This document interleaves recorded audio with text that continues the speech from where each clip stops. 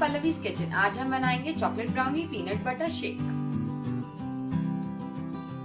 इसके लिए हमें चाहिए 100 grams brownie cake, 2 cup milk, half cup peanut butter,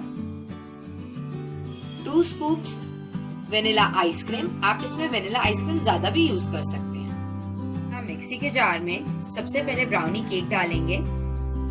इसको हम क्रम्बल कर लेंगे।